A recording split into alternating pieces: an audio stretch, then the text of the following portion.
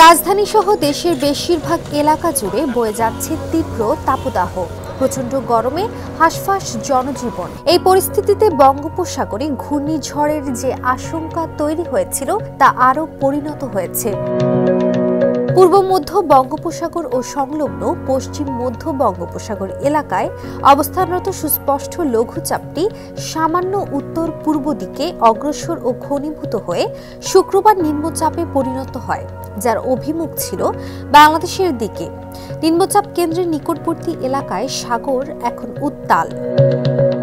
Walton fridge কিনে অনেকের মতো আপনিও হয়ে যেতে পারেন মিলেনিয়াল। সেরা পণ্যের সেরা অফার।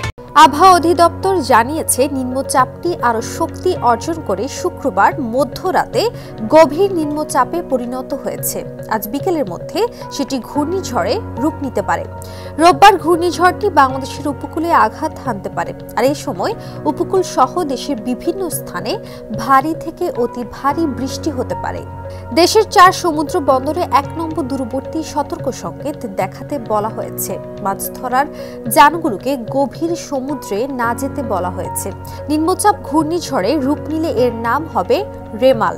নামটি ওমানের দেয়া, এর অর্থ বালু।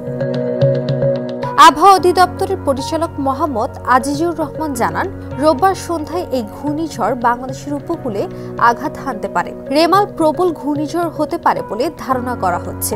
খুলনা থেকে পটুয়াখালীর খেপুপাড়ার মাঝামাঝি স্থানে এটি আঘাত হানতে পারে। অপেক্ষাকৃত বেশি এলাকা ধরে ঘূর্ণিঝড়টির বিস্তৃতি থাকতে পারে। সমুদ্র উপকূলের সুন্দরবনে ঘূর্ণিঝড় আঘাত হানতে পারে বলে মনে করা হচ্ছে। ঘূর্ণিঝড়ের কারণে সৃষ্ট বাতাসের গতিবেগ যদি ঘন্টায় 89 থেকে 117 কিলোমিটার হয়, তখন তাকে প্রবল ঘূর্ণিঝড় বলা হয়। আর বাতাসের গতিবেগ ঘন্টায় 118 থেকে 219 কিলোমিটার হয়, তখন সেটিকে বলা হয় অতি প্রবল ঘূর্ণিঝড়। গতিবেগ 220 কিলোমিটার বা তার বেশি হলে তা হয় সুপার সাইক্লোন। ঘূর্ণিঝড়টির অগ্রভাগের বা সামনের অংশের প্রভাব রোববার সকাল থেকেই বোঝা যাবে বলে জানান আবহাওয়া অধিদপ্তরের পরিচালক আজিজুর রহমান। তিনি জানান, শনিবার রাত থেকে দেশের বিভিন্ন স্থানে ঝড়ো হাওয়া সহ বৃষ্টি হতে পারে। রোববার থেকে বৃষ্টি আরও বাড়বে। ভারী থেকে অতি ভারী বৃষ্টি হতে পারে উপকূল সহ দেশের বিভিন্ন স্থানে।